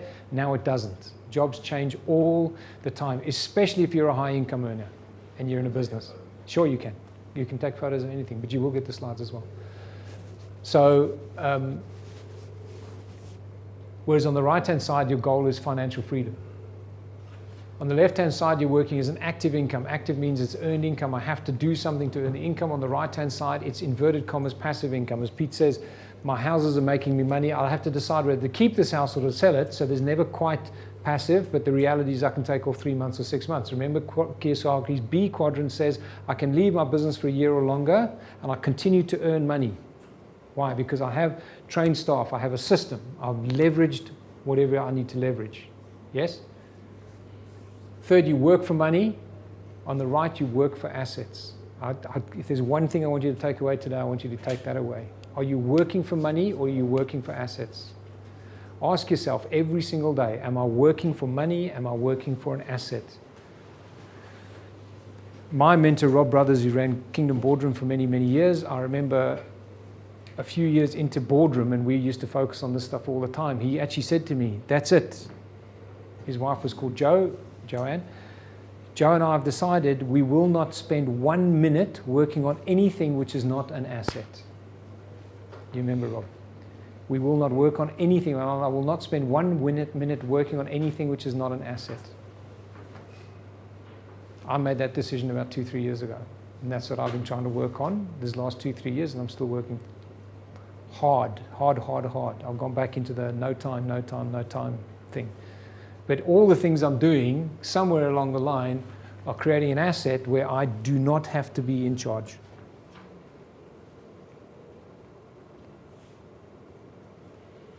Here we exchange time for money. On the right we have time and money. We touched on that. On this you work hard for yourself. On the right you start leveraging via, and I've said the word networks, because most assets in life is something to do with a network. And this is not anything to do with network marketing. It's something to do with creating a network. And that could be your staff, it could be your suppliers, it could be leveraging other assets or other people in life. It's a network. Okay? But the key word there is actually leverage. Is the key word. It's obviously limited because you've got only so many hours a day and you can only charge so much. On the right-hand side, it's unlimited, and that's where you have scale. And if any of you have had one-on-one coaching with me, or you've had any type of business coaching, I'm always talking about, have you got a system, can you scale, and can you leverage? Yes, anybody, you know, same 3 things, I go back over and over again. Can we scale this business? No, well then you're not going to earn much money out of it. Can you leverage? Well then you're stuck in time. Have you got a system? I haven't got a system. Well then you're stuck. Can't get out. Okay? It's too hard. Here we're focusing on earning a living, and on the right you're focusing on living your life, which is what I started off with today. Here you're time bankrupt. I love this. Mike Krief, one of the top pediatricians. Anybody know Mike in Johannesburg? Yeah? Yeah, wonderful guy. So he is probably the most successful pediatrician in South Africa, and he joins Amway. And it's like, well, really? And not only does he join Amway, and his wife is a hugely successful, she's a PhD doctor in nutrition, right? One of the top people in the country. And the two of them built to what's called the diamond level in Amway, which is 100, 200,000 rand a month or whatever. And you think, why do you do that? I mean, you're a top pediatrician, man. I mean, you must be earning. And you look at Mike and he says, yes, but I pay in body dollars. This is his term. I pay in body dollars. They call me at 3 o'clock in the morning. At 2 o'clock in the morning, I work 18-hour days. I pay in body dollars. I'm time bankrupt. It's not what I want to do with my life. Does he love pediatrician? Yes. So he said, okay, I'm going to do this so that I can create enough income that I don't have to work on Fridays. And he got that goal. And he said, I don't have to work on Thursdays. And he got that goal. Okay, forget the network marketing. If any of you are stuck on network marketing, get that out of your head. He created an asset. What's an asset? Something that what? Puts money in your pocket. Thank you. So he created an asset out of network marketing, him and his wife, which put money in his pocket so that he didn't have to work on a Friday. So the money I had to earn on a Friday to keep up my lifestyle, I now no longer have to work, so I can take the time off. So what Mike now did is he ended up working like a 2-day, 3-day week. Right? Now he's changed. Now he's gone back to 5-day week, but he starts a little bit later and he goes to his patients and instead of like, yeah, okay, Mrs. Chase, yeah, jolly good. And how's the baby today? Fine, okay, good. And everything all right? Okay, excellent. Let's have a look at the baby. Yeah, good. Okay, thanks. Next, yes, okay, Mrs. Bolt, how are you? And one patient to the next patient, anybody been in hospital, you know what those, they like, now he's like, ah, how are you, Mrs. Burnick? Nice to see you. How was the thing going? 10, 15 minutes later, excellent. Okay, good. Wonderful, thanks. Next patient. Can you see the difference in stress levels in his life? And can you see he's now doing something he loves? Does he love pediatrics? Loves it. This is his purpose and mission and goal in life is to help people as a pediatrician. Was he beginning to hate it? Yes. Why? Because it's calling around 3 o'clock in the morning. Too much stress. Does he still get out at 3 o'clock in the morning? Yes, but less. And if he does, then he can take time off. Is he still in Santon Clinic? Yes. And does he love his life? Yes. And is he looking healthier? Yes. And can they give away more? Which they do. So do you understand what I'm saying here? The other thing is here is this one, figure it out systems based. This is probably one of my things. I'm going through strategy sessions at the moment with the one company and we're trying to figure out what we did wrong and what we're going to do this next year. And here's the thing, there's no answers. I don't know. One of the things I love doing is strategy. I said to people, I'm good with strategy. I'm good with strategy. He's great with execution. I'm great with strategy. But man, you sit there and you've got to work this out and then it doesn't work. And then you go, okay, but that's okay. Just do it again. As Brian Tracy says, try something new. If you're going to fail, it's okay. At least you've learned what not to do. Do the next thing. Whereas on this side, you've got a systems based. Maybe I have to work out whether to buy that property or not. But once I bought the property, have I got a system? Yeah, my project manager comes, does this, I do this, I put the house in this condition. My property manager then gets a rent every single, there's a system. At McDonald's, do they guess what they're going to do next year? No, we're going to do burgers, right? A little bit of a thought about strategy, are we going to introduce milk and cookies or, but it's a system. As a franchisee, you just don't think. You go to Burger University and then you run the place. You've got a system. Have you got some ideas of what's going on here? Exercise. We'll discuss this just a little bit here. Where are you? Have you ever thought about your business on this side? Have you thought where you are today? How are you going to get your business and life over here?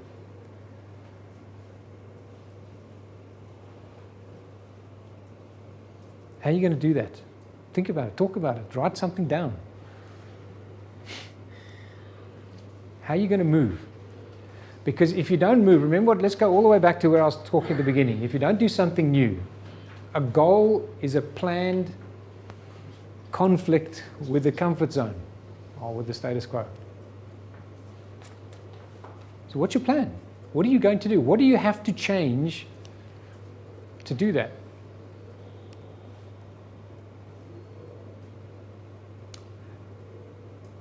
Is it worth your while? Is it too uncomfortable? Yeah, it's a lot of effort. I know. Going to gym is a lot of effort. Ask Gary. He does it all the time. He's in much better shape than I am. He's 15 years younger than me, but still. Look 15 years younger than me.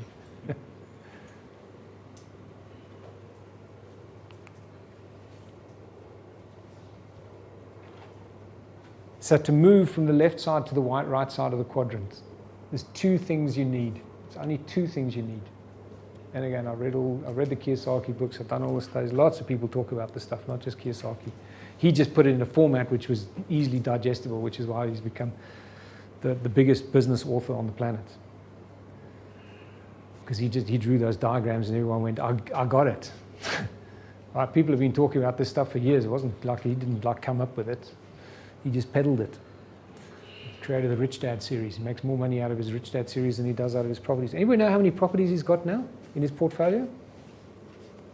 I think it's something like 10,000 last time I heard.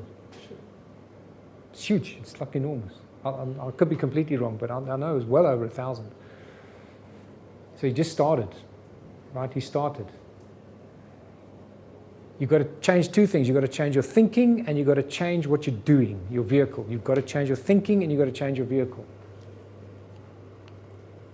Kiyosaki says this, even if it takes you 5 years to change your thinking and you made no money, it would be worth it. Let me tell you, how long do you think it'll take to change your thinking? Guesses. Around the table, quick. 1 second. 1 second? To change your thinking, how long? A month? 1 second, 1 month? What? A moment? A second, a moment? Can take Years, yeah? Okay, so here's probably the answer, years. It's probably the answer, because you've been conditioned. You can change your mind in an instant. You can make a decision in an instant. I totally agree with you. And you can choose to change direction in an instant. You cannot change your past, but you can change your future at any point in time. People get so stuck on where they are in the past, and they go, yeah, but you don't understand. And you join the yeah, but club. Yeah, but. You don't understand. It's an excuse. All right? You can change your future. You can at any point in time, if you're walking here in this direction, you can go there and you can change your direction. At any instant. But to change your thinking, your mindset will take time because your conditioning has changed. Great example somebody gave. He says, imagine I had a big glass or vase or whatever of water, right? And you can see it's now beautiful, clear water. And if I take some black ink or colored ink and I pour it into the water, what happens to the water? Changes color, right? It goes whatever color I poured in. Black, it goes in black, right? Okay, now I want to separate that. Can I do that? Can't. It's stuck. Now it's stuck.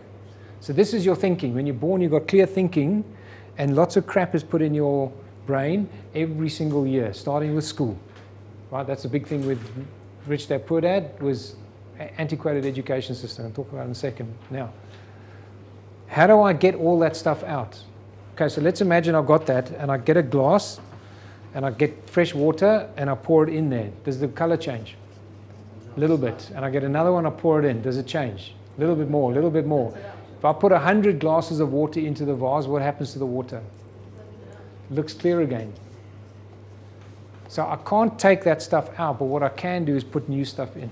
Does it make sense? Can you change your mind? Yes. The decision to change your mind, 1 instant. The process, longer. Biblically, be renewed in the spirit of your mind. It takes time. Even if it took you 5 years, it would be worth it. Why?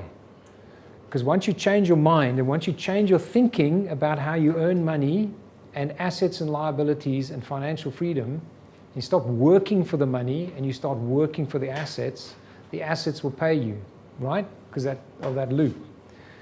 How long does it take you to change your mind? How do you change your mind? I love this. Ulf Manson, I can't remember who he is, but anyway, good quote. We spend too much time selling our time for money instead of investing our time in assets. Okay, on the right-hand side of the quadrant, you invest time. When I invest, how quickly do I get a return? Long time. Long time, mostly. And this is Very, very rarely you'll get, if I spend my time, think of it like this. If I have, let's say I've got 1,000 rand, 100,000 rand. I've got 100,000 rand, I spend it. I go and buy a cheap car or a very expensive TV. Here's my 100,000 rand. Here's the 100,000, here it is, here's the 100,000. And I go to Gary, and Gary's selling something for 100,000, and I buy this from Gary. I now have this. Who's got my 100,000? Gary, there it is, Gary, there's my 100,000. Do I have 100,000? No, I spent it, it's gone. When you spend your time, it's gone. Yeah, but I got money for it. Yeah, but you spent your time. Now let's say a different thing. I'm over here and I go to Gary, and Gary is an asset manager who runs this wonderful asset. I don't know, let's just call it shares, because everybody probably understands stocks and shares. And I go to Gary and I say, Gary, I want to invest this 100,000 with you. And he's Coronation or Alan Gray or somebody who's sort of well known as good return. And I put the 100,000. Have I got the 100,000? Don't I? I do, because it's over there. It's still mine. Whose 100,000? Is it his or mine? It's mine. Is he going to charge me to manage it? Am I happy with that? Professional fees are always good.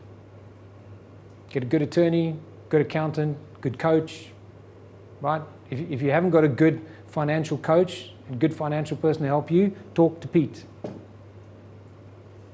If you haven't got a good marketing person, talk to Greg or Gary. Good implementer, how to understand it, talk to Gary. Okay? It's cheap. Okay? Every time I get into something new, which I don't know enough about, I buy a course, I buy a coach. Why? It's cheap. They've got a year, 10 years experience. I've got nothing. So Gary's now got my 100,000, and every year I get a dividend out of my 100,000, and I get an income in. Wow, that's nice. And it grows and it grows and it grows until eventually I go, okay, I don't want that anymore. I want that back again. Here's my 100,000, but my 100,000 now become 300,000. Did I invest or did I spend? I invested. Every time you buy an asset or you spend time on an asset, you're investing. I want you to think about your business like that. Think about your business now.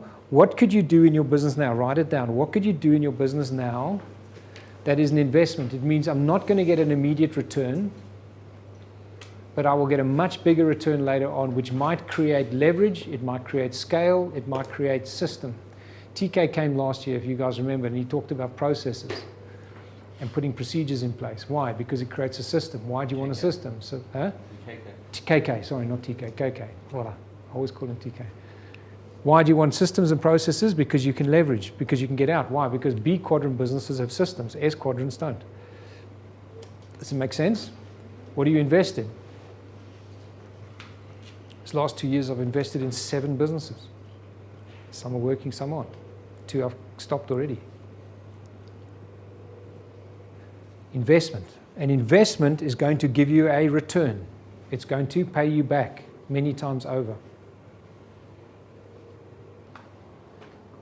Okay, so which curve are you on? This was a guy called Mitch Sala drew this, and this was a network marketing thing, but actually it doesn't matter. It's just the difference between assets and between the right-hand side and the left-hand side. So the left-hand side quadrant, where you're working for a job, with the S quadrant, you start off, you go to university, you cost money, or you do some sort of course. Eventually you start earning money, and you shoot up this thing. You earn quickly. I was talking to a young lad the other day, and he's been working 3 years, and he's already earning 30 grand a month. And I'm like, yo, he's a programmer. I'm like, yo.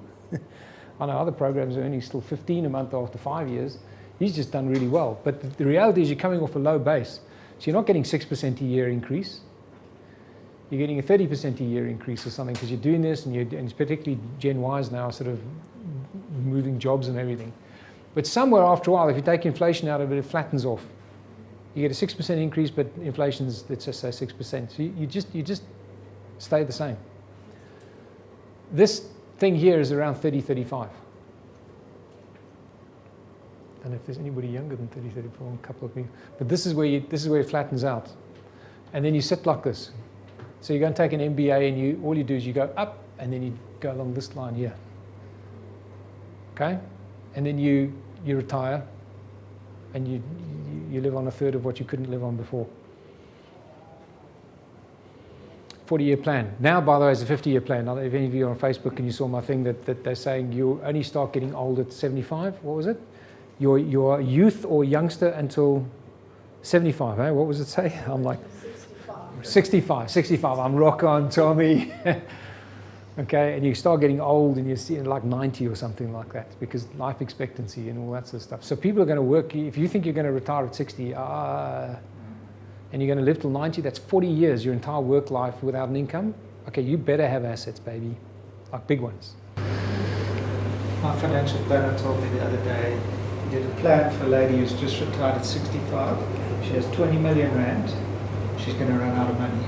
Yeah, She's going to outlive her money. yeah.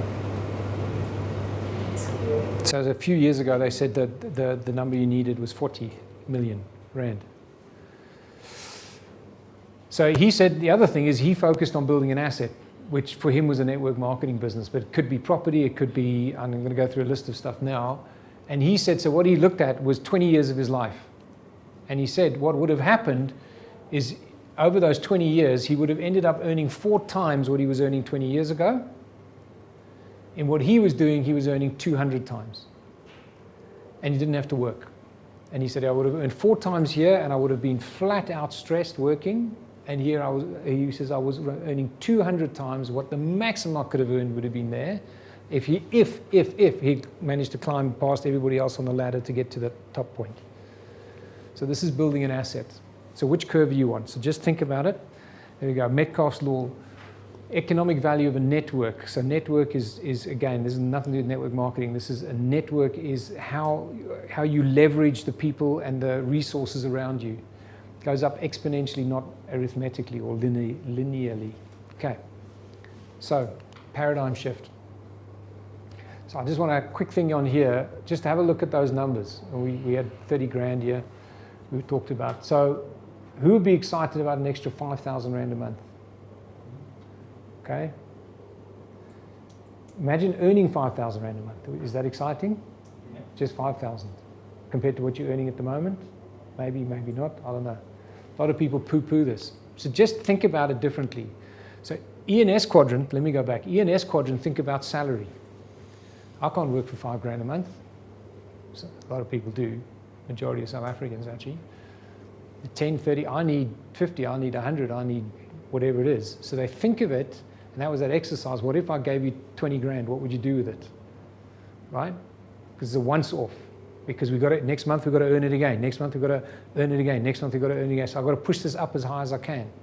BNI quadrant people don't look at that number, they look at that number. That's why Nikki Oppenheimer is interested in 3,000 rand a month. Because let's just say 5,000 rand. 5,000 rand a month means he's got 1.2 million rand at 5% or 600,000 at 10%, depending on what interest rate you want to look at. Forget these 20%. That's okay, it's fine. You might get 20% on something, but most people are getting somewhere between 5 and 10 after expenses and an ad. Okay, before inflation. So what I want you to think about is the opposite. How easy is it to earn an extra 5 grand a month doing what you're doing at the moment? Probably not too hard. Work a few extra hours, blah, blah, blah, employ another reps, I don't know, do something. It's not too bad. How easy is it to put aside 1.2 million after tax, after expenses, and all the rest of it? Easy, eh? Just as easy as your last 1.2 million you put aside. Going to come back to the diving board scenario. This looks like I'm looking up at the diving board, it's easy.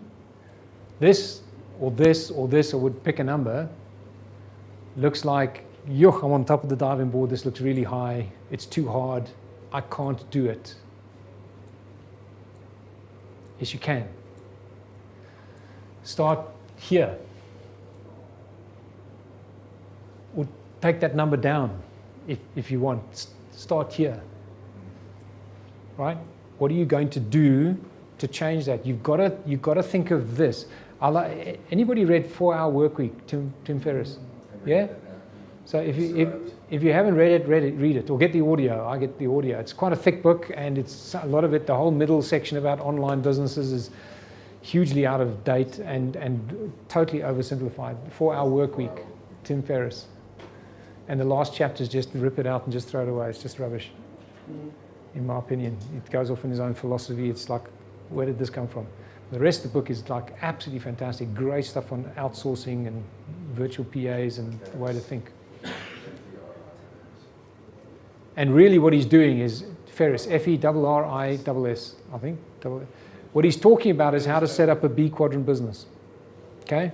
That's what he's talking about, how to set up a B quadrant business. And he's just using online as an example on how to do that. That's why I say don't get too caught up on the methodology that he is, and he wrote it in 2006, 11 years old, so we're definitely out of date from that.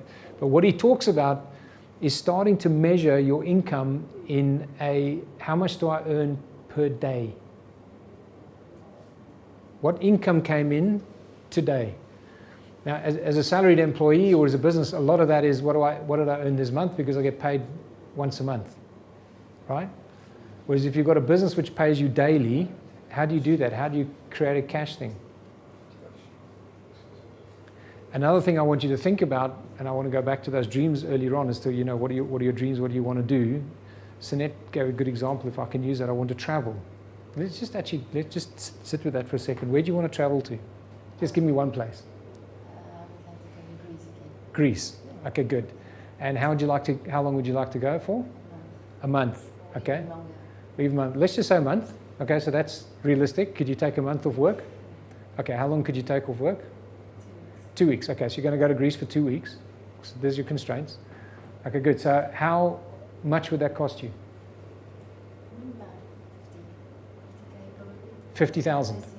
Okay, so over the next 12 months, 50 divided by 12 is 4,500 odd. Could you work out a way of earning an extra 4,500 rand a month? Yeah. Sure. Okay, so then you've just sold your dream. So for most people, so what I want to take you through is, for most people, the 50K is too much. I'm just saying, so 50K is like, how am I going to get 50K? I've got, like, it's too much, blah, blah, blah. I'm going to have to take something out of my bond. I shouldn't do that because Tony said that I'm increasing my liabilities, so I'm just getting further into the debt ditch, right? So you don't want to do that. But here's the point.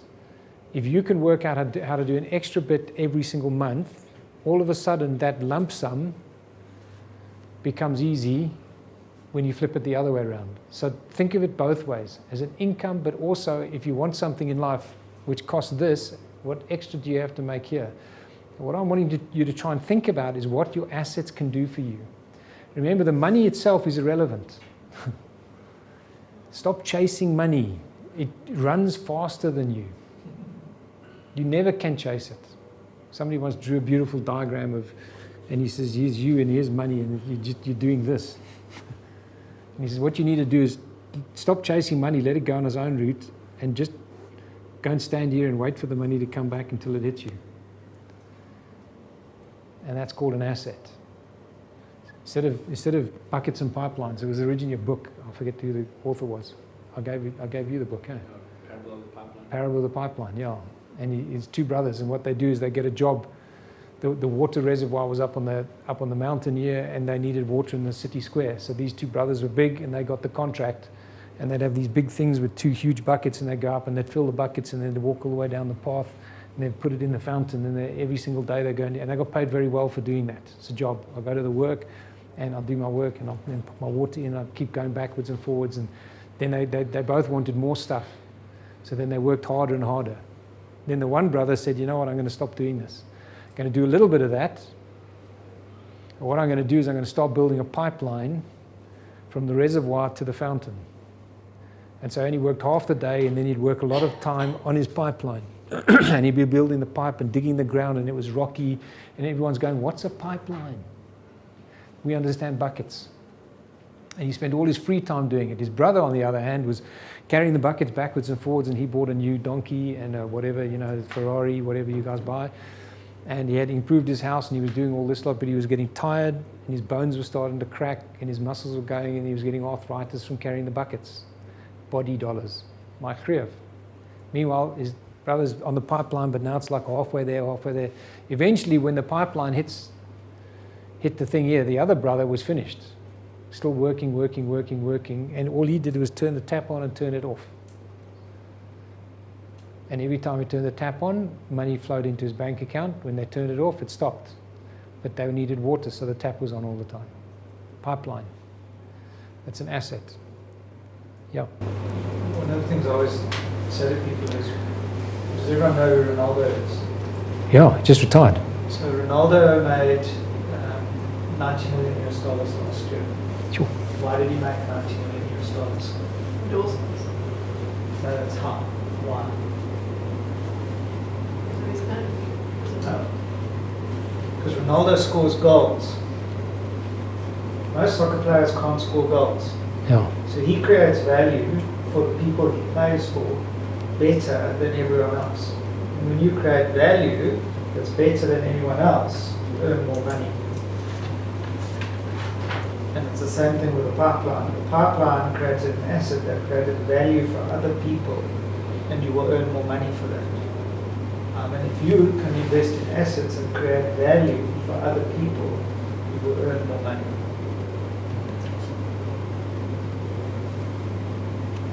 And that was for all the goals. How many goals did he score? I think he has most hat tricks in the Champions League. So he doesn't score all goals, but he scores. The point is, you don't have to be the best. Yes. You need to be at the best.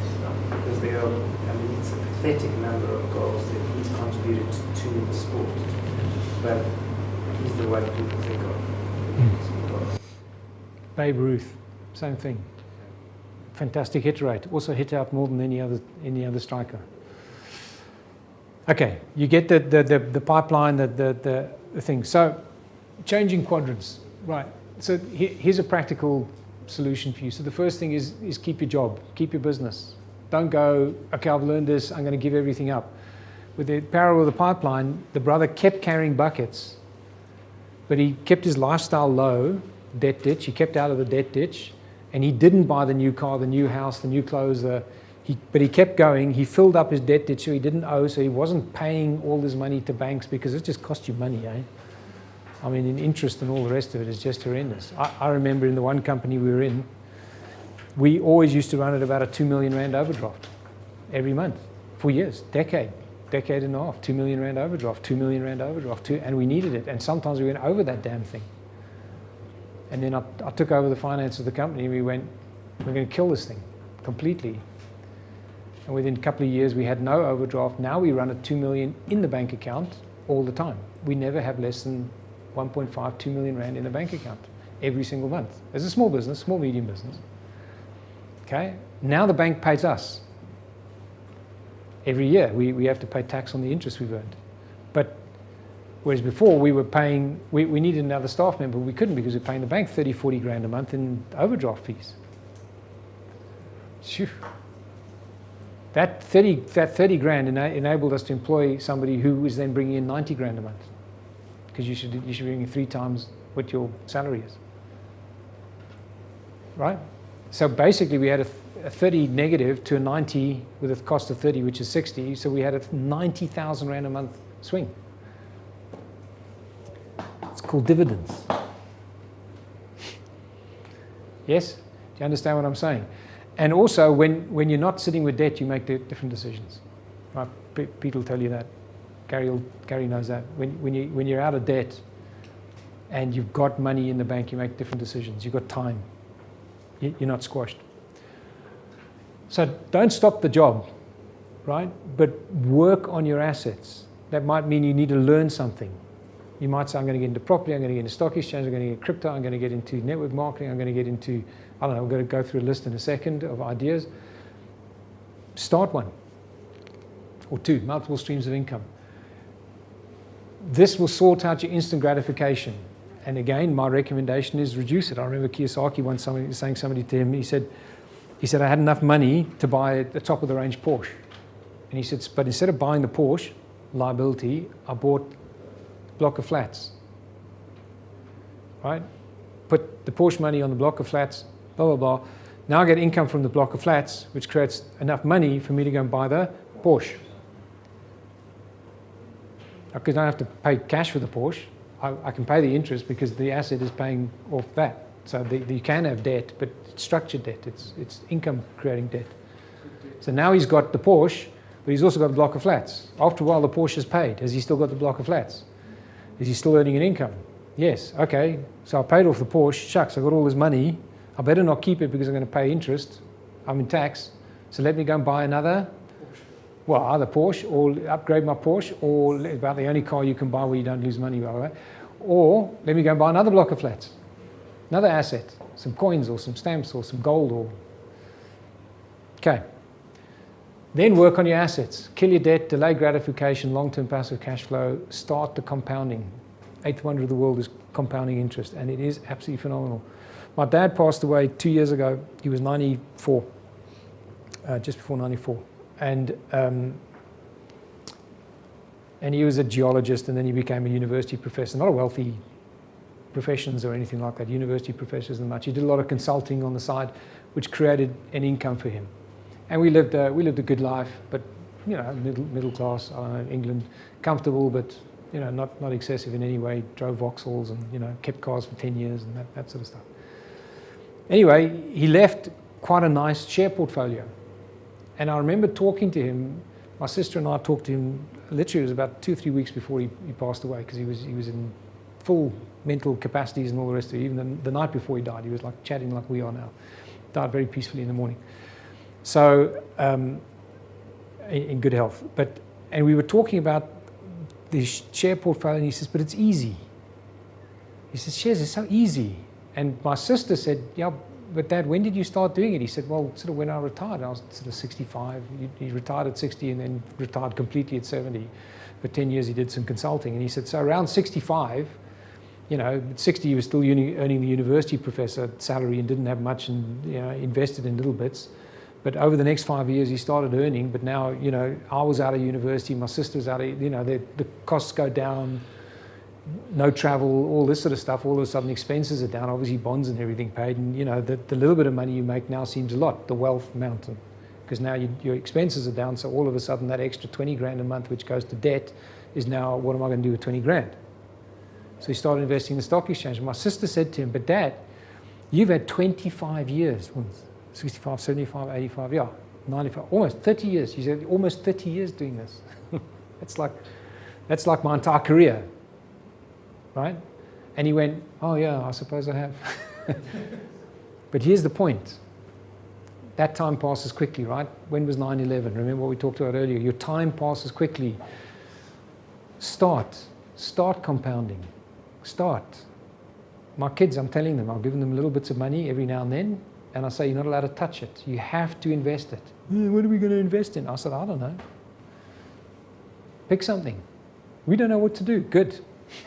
Learn. And if they lose it, then they lose it. Okay, happy. So let's look at some B quadrant and I quadrant. B quadrant. Kiyosaki talks about big business, 500 plus employees. Okay, he's revised that a lot since then, but he's quite right. You know, you have a business where, like Bill Gates or Steve Jobs, I mean, those are massive businesses, but it's only because you know the name. But you build a business big enough. I think the reality is you can leave your business when you're somewhere between 30 to 50 employees, if you structure it correctly. Why? How do I know that? Because I've done it. And continue earning money, and continue getting dividends, and remain engaged, but there's a system you need to put in place to make that. And that's a lot of what we teach you in Next Level. Probably the core of what we teach you in Next Level is that. You could start an online business. Slow and hard work in South Africa is the reality. You have to get overseas, but it's doable. You could become a franchisor. Own the franchise. Hard work, and if you don't have a business which could be franchised, don't even think about it. And if you are going to do it, go and find somebody who's done it before you. Pay them lots of money to get you there. You could do network marketing, probably, in my opinion. I'm a big fan of network marketing. I know most people aren't. I love it, and the main reason I do is because it builds your EQ, your emotional intelligence, and it teaches you that everything is up to you. It teaches you how to sell, teaches you to take responsibility for your business. I actually don't care, and that's what Kiyosaki talks about a lot as well. I don't care if you ever make money in network marketing or not. The business principles you learn in network marketing is the fastest way you'll ever learn how to run a business. And no doubt you've been involved in network marketing as well. I don't do it anymore. I don't do network marketing anymore. I buy the products, but I don't actually actively build a network. But I'd say 80% of everything I've learned in business, certainly about 90% of everything I coach, comes out of the network marketing arena that I've learned. It's fast track to success. Great thing. And the nice thing is, if you go with one that has a good system and good education is the key thing, you will learn. As Kiyosaki says, 5 years, even if you don't earn anything, it's worth it. Change your thinking. You can invent something, you can write a book, you can go on X Factor and go and sing in front of Simon What's his name? Simon Cowell. I don't know. Anybody else got an idea here? B-side. A business that you could turn into something which has got a royalty type payment. Ideas for the group. Write a song, write a book, yeah. Very little money in that. Property, up this side, it's an investment. Okay? Over here is outsourcing, something I talk about all the time. If you're reading the 4-Hour Work Week, that's where I got the main idea from. When I was listening to 4-Hour Work Week, I mean, you've always thought about outsourcing, but he creates such a good case for outsourcing, and he talks about virtual PAs and things like that. But he did more than that. He had a business selling, I think it's protein powders or something. And he used to do everything. So he had all the complaints and the tickets and the logistics and all the rest of it. And then he worked out, okay, I'm going to use this company over here to do my logistics. So Bolt Logistics is going to do my logistics for me. Okay, good. So they start doing the logistics, but they didn't deliver on time. Okay, I'm now managing that. Then I phoned Gary, and then Gary phoned me, and he gets back to me. Then I get back to customer. So he said, so what he did is he empowered Bolt to handle the queries. And he says, you can spend up to X amount of money before you contact me. And you can bill me for it. And I'm happy with that. So if there's a problem and blah, blah, blah, and you have to do it and there's a cost, just bill me up to X amount of limit. Yeah? Next thing, Gary's firm go, okay, good, but then we want all your logistics. And I go, okay, good, you can have all my logistics. I go, okay, good. And I create a strong partnership. Obviously, he's got to deliver and he's got to have a good service and good costs, but let's assume that that's all in place. Next thing, I empower him. And he said, so eventually he became to a point where he says he now gets 3 or 4 logistics queries a month, as opposed to 3 or 4 an hour. Did it change his time? As Pete says, I've got time on my hands. Okay, good. All right, so now my logistics is sorted out. Okay, what about my manufacturing? Well, I had lots of queries on the manufacturing. Okay, I'm going to go to Pete Hill Manufacturing, ABC, Acme, Incorporated. And he says, you do the manufacturing. Okay, cool. But now what I'm going to do is I'm going to empower you to do that. And then he had a call center and he empowered them to do it. So that's how he ends up with a 4-hour work week. They only work 4 hours. No, he doesn't. He actually does tons of stuff. By the way, in his book, he says don't read books, which is the most ridiculous thing because he's now released about 4 books. But anyway, of course you read books. Okay, so think about outsourcing. Outsourcing creates a big quadrant business. I'm coaching a guy on creating marketing business at the moment, and he wanted to employ 2 people, and they were great. And we went through the interviews and blah, blah, blah, blah, and this and that, and the salaries and all the rest of it. And then I said to him, could you find somebody else to do this less expensive where you're not going to charge, or at least at the same rate? He said, easy. I said, so why are you employing somebody? Got to ask the right questions in business. He went, good point. He'd spend hours and hours and hours and hours interviews and blah, blah, blah, blah. I said, why don't you just outsource it? Can you outsource it? He said, yeah. So I might kiss a few frogs before I find the prince, or princess in his case, but anyway. Here's the point. Then he's not doing it. Did he leverage his time? Yes. Remember, the right-hand side, I'll focus on leverage, scale, system. Can he control that? Yes. Again, 4-hour work week, there's some really good tips on how to do that. Just one. And you create a system. But if you can build up enough accounts and you create enough system, you've moved from the S into the B, or you're moving from the S into the B across the quadrant. That's a good point. Outsourcing, what else? What else could you do? You guys think about it. You've got to think about it. You've got to take your business out of the S into the B. Otherwise, you're going to be stuck. If you don't do anything, nothing changes. I quadrant. You can think about a bunch of stuff. Property, we talked about property, stock exchange, trading, futures, forex. I mean, there's tons of courses on trading. It's a whole different story. Gold, silver, all those things. Collectibles. This is becoming big, by the way, all over the world because of common reporting standards. So the banks and everybody knows what's going on, and we're pushing data, so people are buying things which we can't track. So if I buy stamps, it's not on an electronic system. So the bank doesn't know whether I own the asset or not. Right, so a lot of people are hiding money in collectibles. Okay, it's all over the world. It's starting to go up. I'm not saying you should, I'm just saying it's there. Crypto is something which I think is good, but you must know what you're doing. There's a lot of scams out there, but it's probably, they say every 20, 30 years there's a sort of a life-changing investment. And I always say big trends are like a train. have you ever stood on a train track and looked at a train coming to you? It looks like it's going slowly, it looks like it's going, because all you see is the end of the train, right? Like this. And you come in and you go, I wonder if I should get on the train. Oh, I don't know what type of train this is. It looks a bit scary. I don't really understand trains. I drive a car myself, and I'm not sure. And then all of a sudden, the trend hits you, the wave hits you, and you're standing like this, and the train's going past. Anybody ever stood next to a train when it's going past you fast? Like this. I mean, I grew up in the UK, so you used to be on trains all the time. And you're like, how do I get on? I can't get on. I'm not sure. And then next thing you know, you look at the train going, and you go, shit, that was huge, man. How many people wish they'd sold their house and put all the money into Apple stock back in 1980? Or Microsoft, or Google, or Amazon, or eBay, or the housing boom back in the early 2000s. Yeah, I don't know. I'm looking at it, I don't really know. I don't understand the train. I don't understand this. I don't know if this is going to be good. It could be a complete sham. I don't think it is from the research I've done. You go and research it. It might be an opportunity. But about every 20, 30 years, something big comes along. And we're sort of on that cusp. I don't see anything else on the market other than this. And this has been coming for a long time. This is not... There's a guy last year, one of the richest men in the world, he put, was it $160 million into crypto? He said it's going to get to this within 1 year. Everyone said it's rubbish. He said, okay, I'm going to, here, publicly, I went 160 million or whatever the number was. It's huge. It went up 1,000%. He made 1,200% on his money. He was just lucky. Yeah. Here's the point. Research it. Whatever you have to do here, how long is it before you're going to get good at it? How long? How long to get a business up and going? 18 months. 18 months. If you're really fast, 2 to 5 years. I've always said 2 to 5 years. Could you do it in 2 years? Yes. Could you do it in less? Yes. You could. Maybe. Maybe not. Maybe just lose. 2 to 5 years. Most normal businesses, 2 years, you maybe start breaking even. Maybe it's just 5 years before you break even. Before you get, remember, that survival into stability. It's 2 to 5 years. Here's the point. How long for you to become good on the stock exchange?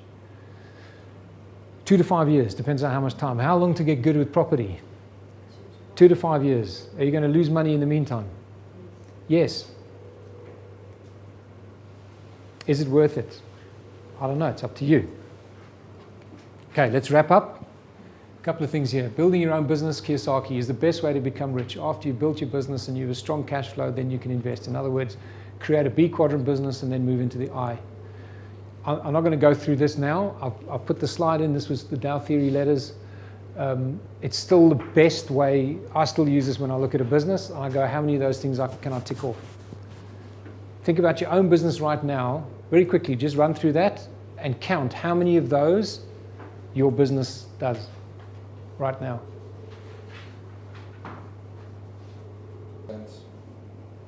Predictable. So predictable is actually one of the problems. Yeah. So It's not repeatable yet. So it's repeatable as well, but predictable is I know what's going to happen, I know what's going to happen, I know what's going to happen, I know what's going to happen, right? I don't have to think about it. McDonald's, it's predictable, right? It's a good way of looking at your company, and certainly anything you invest in. How many of these can you tick off? If you get more than 5, it's a really good business. Most people sitting on 2 or 3, it's normal 2 or 3. And I mean genuine, not like, yeah, we've got some. I mean, most people should have tax benefits if you're running your company properly and things like that, right? Okay.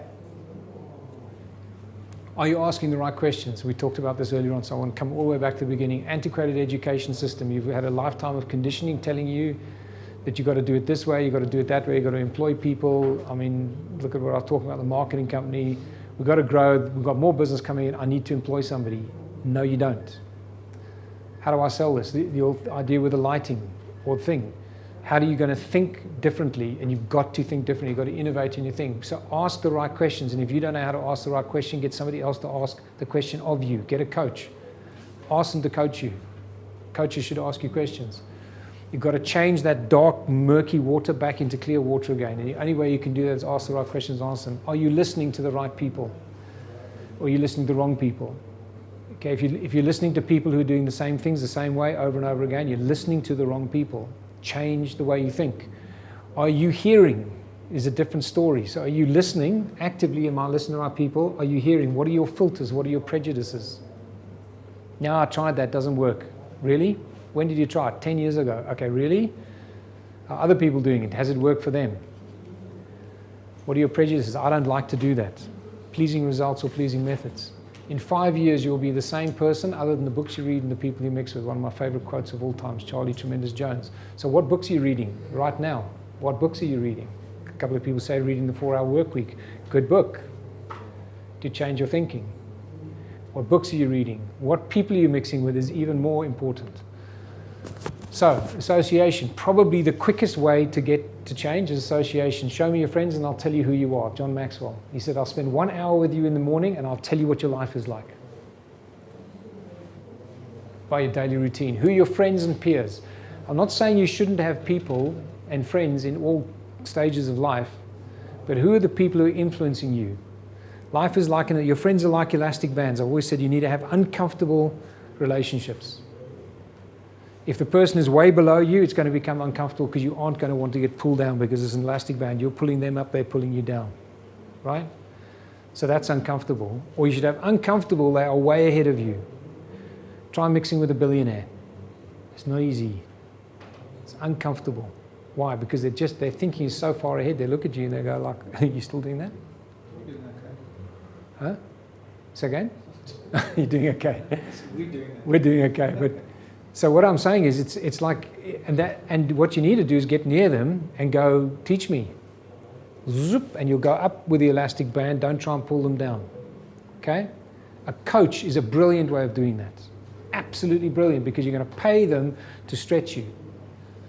A coach is not a mentor. Mentor is somebody who's been there and done that before. You're a coach. Listen to them. TED videos, YouTube, CDs, DVDs. There's so many things. If you say I want to associate with a global leader in this thing, all I have to do is get their talk, and you can associate with it. You can have them in your car listening to it. Don't listen to 702 and Highfeld, and it's not taking you anywhere. In fact, it's taking you backwards. I'm not saying you shouldn't listen to music and all that sort of stuff. I'm just saying that you get home and you throw your brain at the television, watch it slide down all evening, Don't do that. Just 10 minutes a day, half an hour a day, educate yourself, put yourself on a course, an online course, do something, and meet with people at every opportunity. This is why we have, and this isn't a punt for us, but this is why advisory boards, that's why we kicked off this whole next level, is so that you can meet with people and you can iron sharpens iron. Go to seminars, go to functions, go to meetings. Watch out for the sales sharks out there, but go to as many as you can. Okay. Your past is not your future. There's no scarcity of opportunity to live your dreams. There's only a scarcity of resolve to make it happen. Remember the walking across the plank? That's the resolve. When I was stuck in Dovetail, years ago, I had a coach, Rob Smale, and he said to me, it's okay, you can just leave. And I said, but Rob, where am I going to jump to? There's nowhere to jump. There's no net. And he said, no, there's thousands of nets. He says, you'll easily do it. I said, no. And it took me 2 years, and I'm like sorting things out. And okay, we professionalized the company. Pete was in the early stages of that. And we did stuff. When eventually my wife died, I had no interest to go back for a period of time. And then I started making cuts, and I started doing things, and I started accelerating the process. And all of a sudden, there's a great book called Jump and the Net Will Appear. Good book. We jumped. And one net didn't appear. Like 15 did. Now I had a problem. Which net do I jump into? Maybe I can just jump onto 6 at once, which is really hard. I don't recommend it. That's what I did. But here's the point. There's no scarcity of opportunity. Don't feel stuck. You're not. And if you need somebody to come in and talk to you to unblock your stuckness, bring somebody in to unblock. Any of these coaches, Robin's very good at doing this type of stuff. Questions you till like you're blue in the face, man. And he knows the right questions to ask. Okay, leverage that. You just got to get your resolve. You cannot move casually into a better future. You cannot move casually. If you think it's going to be easy, it isn't. Then stay where you are. Stay in your comfort zone. Maybe that's okay. The crab story. Your friends are going to pull you down. I've told this before with crabs. How they catch crabs is how they catch lobsters are these big lobster pots with a small little entrance, and they put food in, the lobster crawls into the pot, and then it's shaped like this, and it's very hard for them to crawl. And then when you pull lobsters, anybody ever pulled lobsters? No, on the side of a boat, You take the thing, and when you start pulling, you pull. You don't like, well, casually move into a better future. Okay, I've lost my battery. That's okay, it's 2 more slides. So you've got to pull that thing really quickly. Is it still up? No, it's gone. No, my battery's just gone. So I should have plugged it in. So what happens, you've got to pull it quickly. Otherwise, the things pop out. With crabs, it's different. They have a big basket like this with the food in, and the crabs crawl in, because when a crab tries to crawl out, the other crabs pull it back in again. When all the food is finished, they all pull each other back in again, because they want to pull you down, not let you out. They'll even cut each other's legs and things off with their claws. And that's what some of your friends are like. I'm going to pick one. I'm going to do crypto. Yes, you can do crypto. Are you mad? So volatile. People are losing money. Okay, good. Thank you. I'm going to talk to you. I'm going to join network marketing company. Network marketing. Are you like on the bones of your ass or something here? Why are you doing? I'm going to get involved in property. Ooh, I wouldn't do property. It's really down. I had a friend and they lost. Now, I'm not saying don't take wise counsel. I'm not saying that. Your friends don't want you to get ahead because it makes them look bad. Makes them realize they're in a comfort zone. What you need are people, uncomfortable relationships, who are going, Dean, what we need to do is, yeah, it's a fantastic idea.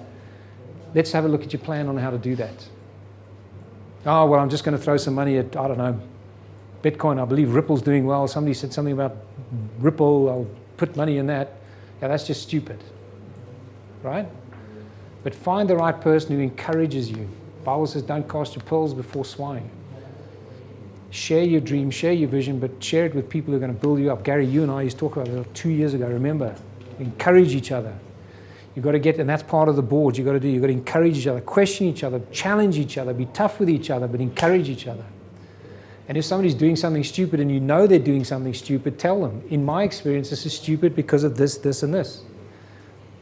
And I'll submit that to you and go and research that. Yes? You're happy with that? Okay, so don't be a crab and don't mix with crabs. So I had one slide after that, and that was your past doesn't have to be your future. So I want to go right the way back to my very first slide.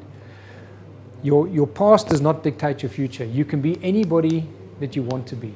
You can be the person that you might have been. What I would encourage you to do this year, and I know we're taking a long time, this was, I specifically said to Rob, instead of breaking into boards, let's just do this together. And hopefully you've taken some notes. What I'd like you to do is if you want to go and have a cup of coffee with somebody, go and talk to some people and go, this is my dream, this is what I want, this is what I need to change. Go and talk to some people. There's Gary, there's Pete, Greg, Robin, myself, each talk to people and go, these are my ideas, this is what I need to change. This is what is wrong. Have a look at that perspective. What is going to make the difference in 2018? Or are we going to be at the same place we were this time? Next year, you're going to be in the same place, just a little bit up, and your expenses are a little bit up. And the water level's still sitting here. Or are you going to be, yeah, I'm down to here now, and I've got this whole lot over here that I don't need, which I can invest. And in 2 years' time, the water's down here somewhere. And I can invest that. And you've doubled your wealth this year. How are you going to double your wealth? It's not your income. Right? Wealth is measured in months. How are you going to double your wealth this year? What are you going to do? What are you going to start? And your wealth could be 1,000 Rand at the end of this year because it's zero now. That's cool. What are you going to do?